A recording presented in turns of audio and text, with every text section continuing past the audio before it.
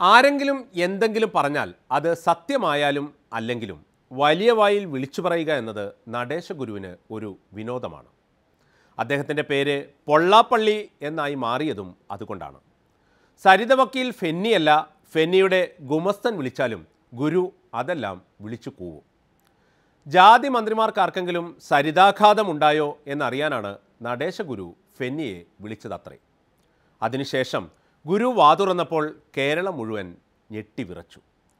സുഗതൂരൻ നായർ മന്ത്രിയാക്കിയ കേന്ദ്രമന്ത്രി KC വേണുഗോപാലിനെ പോലും ഗുരു വെറുതെ വിട്ടില്ല. ആദ്യം നടേശ ഗുരുവിനോട് ഇതെല്ലാം വെളിപ്പെടുത്തിയ സരിത വക്കീലിനെ പരിചയപ്പെടാം. തൻ്റെ പ്രൊഫഷനോട് ഇത്രയധികം ആത്മാർത്ഥത പുലർത്തുന്ന ഒരു വക്കീലിനെ ആദ്യമായാണ് കാണുന്നത്. അദ്ദേഹം തൻ്റെ ജോലിക്ക് നൽകിയ വില എന്താണെന്ന് ആദ്യം കേൾക്കുക. ഒരു 10 കോടി രൂപ എനിക്ക് ആരെങ്കിലും തന്നെങ്കിലേ ഞാൻ ഈ പ്രൊഫഷൻ നിർത്തി ഞാനങ്ങ് പോയേനെ. ഈ കോട്ടും ഗൗണും ഞാൻ ഊരിയിട്ട് ഞാൻ എവിടെയെങ്കിലും ദുബൈയിലോ എവിടെയെങ്കിലും വേറെ ബിസിനസ്സോ എനിക്ക് ഈ ഫീസ് വാങ്ങിച്ച് നടക്കുന്നത് 10 കോടി 4 കോടി എനിക്ക് മതിയാണ്, ഞാൻ എടുത്തുകൊണ്ട് സ്ഥലം വിട്ടേനെ. പൊതുവിജ്ഞാനത്തിൻ്റെ കാര്യത്തിലും ഇദ്ദേഹത്തെ തോൽപ്പിക്കാൻ ആവില്ല മക്കളെ. ബെന്നി ബെഹനാൻ MLA-യെയും കള്ളുമന്ത്രി ബാബുവിനെയും അറിയുമോ എന്ന് ചോദിച്ചു നോക്കുക. ഏതോ ബാബുവിനെ പിന്നെ എനിക്ക് അറിയത്തുമില്ല, ബെനാനെ എനിക്കറിയാം, ന്യൂസിനകത്ത് കേട്ടിട്ടുണ്ട്. ബാബു ആരാന്ന് പോലും എനിക്കറിയത്തില്ല. നടേശ ഗുരു കത്തിക്കേറിയപ്പോൾ സരിത വക്കീലിന് പിടിച്ചു നിൽക്കാനായില്ല. എനിക്ക് പ്രത്യേകിച്ച് എനിക്കൊന്നും അറിയില്ല. ഈ ആൾ തന്നെ എന്നോട് പറയുന്നത് എന്നെ ഇങ്ങോട്ട് ഫോൺ ചെയ്തതാണ്. അപ്പം ഞാൻ ചോദിച്ചു, മുഖ്യമന്ത്രിക്ക് മുഖ്യമന്ത്രി എന്ന് പറഞ്ഞ അദ്ദേഹത്തിൻ്റെ ഓഫീസിൽ വെച്ച് സംസാരിച്ചിട്ടുണ്ട്. അത് കഴിഞ്ഞിട്ട് വീട്ടിൽ ചെന്ന് ഇതിനെപ്പറ്റി ഡീറ്റെയിൽ സംസാരിച്ചിട്ടുണ്ട്. രമേശ് ചെന്നിത്തല നേരിട്ട് വിളിച്ചില്ലെങ്കിലും ആളെ വിട്ടിട്ടുണ്ടായിരുന്നു. ഞങ്ങൾക്കൊരു താല്പര്യമില്ല, നിങ്ങൾ എങ്ങനെ വേണമെങ്കിലും കളിച്ചോളൂ, ആ കളിയിൽ ഞങ്ങളെക്കൊണ്ടാകാവുന്ന സഹായം ചെയ്യാം എന്ന മെസ്സേജ് അവിടുത്തെ കിട്ടിയെന്നും ഇദ്ദേഹം എന്നോട് പറഞ്ഞു. അനിൽകുമാറിൻ്റെ പേര് പറഞ്ഞില്ല, അടൂർ പ്രകാശിൻ്റെ പേരേ പറഞ്ഞിട്ടില്ല, ഗണേഷ് കുമാറിൻ്റെ പറഞ്ഞിരുന്നു, മോൻസി ജോസഫിൻ്റെ പേര് എഴുതി വെച്ചിട്ടുണ്ട് അവിടെയെല്ലാം, പക്ഷേ അയാൾ പറഞ്ഞ കൂട്ടത്തിൽ പറഞ്ഞില്ല. മാണി സാറിൻ്റെ മകൻ്റെ പേര് പറഞ്ഞിട്ടുണ്ട്, അതവിടെ എഴുതി വെച്ചിട്ടില്ല. അപ്പോൾ ഇടയ്ക്ക് ഞാൻ ചോദിച്ച് ഞങ്ങളുടെ MP ഇവിടെ ഉണ്ടോ എന്ന് ചോദിച്ച്, വേണുഗോപാൽ. അപ്പോൾ ഞങ്ങളുടെ MP മന്ത്രിയാണല്ലോ, അദ്ദേഹം ഇന്നത്തെ പ്രധാന കഥാപാത്രമാണ് എന്നും കൂടെ പറഞ്ഞു. എനിക്ക് അതിന് യാതൊരു കമൻസും വെള്ളാപ്പള്ളി നടേശന് ഈ മൊഴി കൊടുത്ത സാഹചര്യത്തിൽ പറയാൻ ആഗ്രഹിക്കുന്നത്. അല്ല, ഈ ഫെനിയെ ഇപ്പം എനിക്ക് വിശ്വാസമില്ല. എനിക്ക് അതിനകത്ത് യാതൊരു കമൻസും പറയാനില്ല. ആ ഒരു സ്വഭാവം ശരിയായില്ല കേട്ടാ, ഒന്നും പറയാനില്ല. ഒരു ശുദ്ധമായ വക്കീലല്ലെന്ന് തോന്നുന്നു. കേൾക്കൂ ഞാൻ പറയുന്നത് കക്ഷിയോട് ഞാൻ ചോദിച്ചു ഇനിയിപ്പോൾ എന്തോ ചെയ്യണം, ഈ എന്നെ ഏൽപ്പിച്ച കാര്യങ്ങൾ അവർ പറഞ്ഞത് ഡിസ്ട്രോ ചെയ്യാൻ, ഞാനത് ഡിസ്ട്രോ ചെയ്തിട്ട് ഇപ്പം വരുന്നത്. എൻ്റെ കയ്യിൽ ഇപ്പം അതില്ല. എന്നോട് ഇത്ര പച്ചക്കള്ളം പറയാതായിരുന്നു. ഡിസ്ട്രോ ചെയ്തു, അത് ഇല്ലാതായി, കത്തി. ഇനിയുള്ളതെല്ലാം എൻ്റെ മൈൻഡിലേ ഉള്ളൂ. എന്തോ അതിനെ എടുക്കണമെങ്കിൽ എൻ്റെ ബ്രെയിൻ കറണ്ടായിട്ട് വരും. എനിക്ക് തലക്ക് കടിയാ. ഞാൻ ആ കേസ് വിസ്തരിച്ചാൽ സരിതയെ വെറുതെ വിടും. ഈ പൊട്ട വക്കീലിനെ വലിയ വക്കീലാക്കാൻ എന്നാ കാര്യം? അതെ, എനിക്കൊരു ലുക്കില്ലാന്നേ ഉള്ളൂ, എനിക്ക് ഭയങ്കര ബുദ്ധിയാ.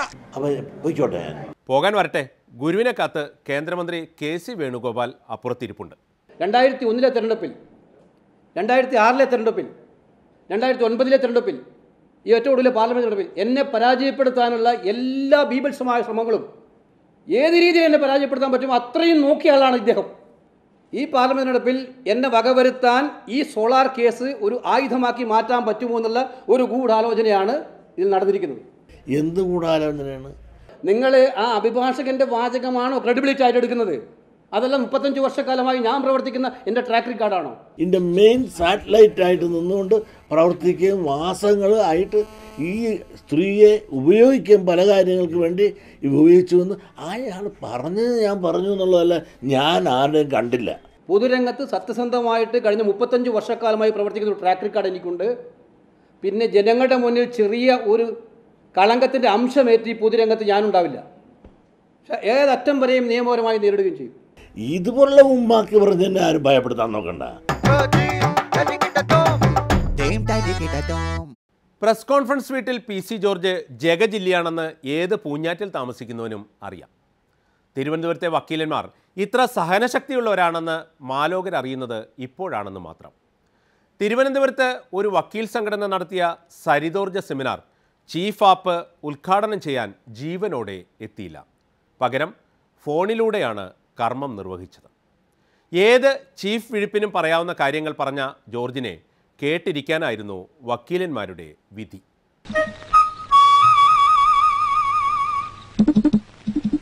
ഏത് പ്രാധാന്യമുള്ള ഒരു വിഷയം തന്നെ എടുത്തുകൊണ്ട് ഓൾ ഇന്ത്യ ലോയേഴ്സ് യൂണിയൻ ഇങ്ങനൊരു സെമിനാർ സംഘടിപ്പിച്ച ഏറ്റവും അഭികാമ്യമായ കാര്യമാണ്.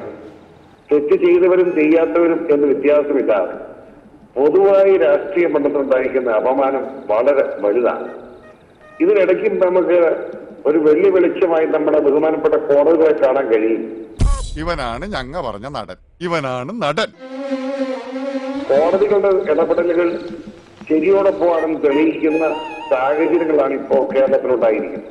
കേരളത്തിൽ ഇപ്പോൾ ഒരു 49 ദിവസമായി നടന്നുകൊണ്ടിരിക്കുന്ന ഈ പ്രചരണ പരിപാടി എത്ര നാള് മുമ്പോട്ട് പോകുന്നു എന്നത് പോലും ദുഃഖകരമായി ചിന്തിക്കേണ്ട കാര്യമാണെന്നാണ് എന്റെ അഭിപ്രായം. ഇവനാണ് ഞങ്ങ പറഞ്ഞ നടൻ, ഇവനാണ് നടൻ. ഞാൻ ഇനി ഫോണിൽ കൂടെ കൂടുതലായി സംസാരിച്ച് അവിടെ ഇരിക്കുന്ന മാന്യന്മാരായ വ്യക്തിത്വങ്ങളുമായി സമയം മെനക്കെടുത്തുന്നില്ല. നിർവിയാജം ക്ഷമ ചോദിച്ചുകൊണ്ട് ഓൾ ഇന്ത്യ ലോയേഴ്സ് യൂണിയൻ നടത്തുന്ന ഈ സെമിനാർ ഞാൻ നിങ്ങളുടെ എല്ലാവരുടെയും അനുഗ്രഹത്തോടുകൂടി അനുവാദത്തോടുകൂടി ഉദ്ഘാടനം ചെയ്യുന്നു. നന്ദി, നമസ്കാരം.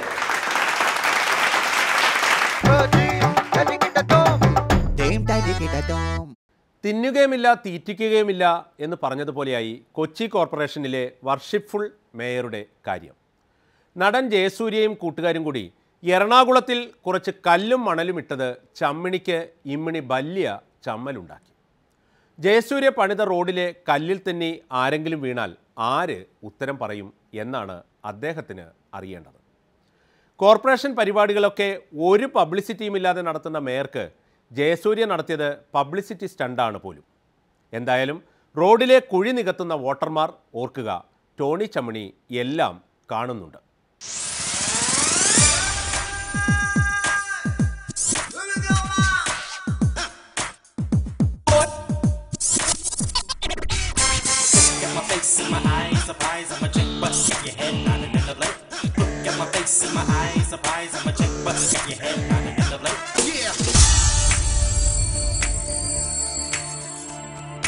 ലോക സമസ്ത സുഖിനോ ഭവന്തു, നെഞ്ചോടു ചേർത്ത് ജപിക്കാം.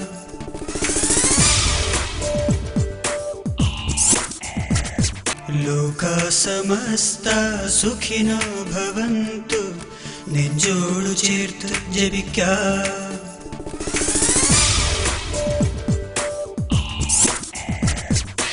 ഇങ്ങനൊരു കാര്യം ചെയ്യാനായിട്ട് ഉദ്ദേശിച്ചത് തൃപ്പൂണിത്തുറയിൽ കുരിക്കാട് ഒരു ഗട്ടർ, ആ ഗട്ടറിൽ നിന്നും ലെഫ്റ്റിലേക്ക് എടുക്കുന്നതും ഒരു ലോറിയുടെ അടിയിൽപ്പെട്ട് 2 പേര് മരിച്ചു എന്നുള്ള വാർത്തയാണ് കേട്ടത്. അപ്പോൾ ആ ചിന്തയിൽ നിന്നാണ് കൊച്ചിയെ സ്നേഹിക്കുന്ന ഒരു കൂട്ടം ചെറുപ്പക്കാരെല്ലാവരും കൂടി കൂടിയിട്ട് ഇവിടുത്തെ എന്താ പറയുക വലിയ വലിയ കുഴികൾ അടയ്ക്കാം എന്ന് തന്നെ വിചാരിച്ചത്. കുറച്ച് കല്ലുകൾ കൊണ്ട് ഇട്ടുപോയി എന്നല്ലാതെ അതവിടെ ഫിക്സായി ഇരിക്കുന്നില്ല. അപ്പോൾ പലപ്പോഴും ആ ചെയ്ത ഭാഗത്തു കൂടി പോകുമ്പോൾ 2 വീലർ ആയാലും ഓട്ടോറിക്ഷ ആയാലും തെന്നുന്നു എന്നാണ് എനിക്ക് മനസ്സിലാക്കാൻ സാധിച്ചത്.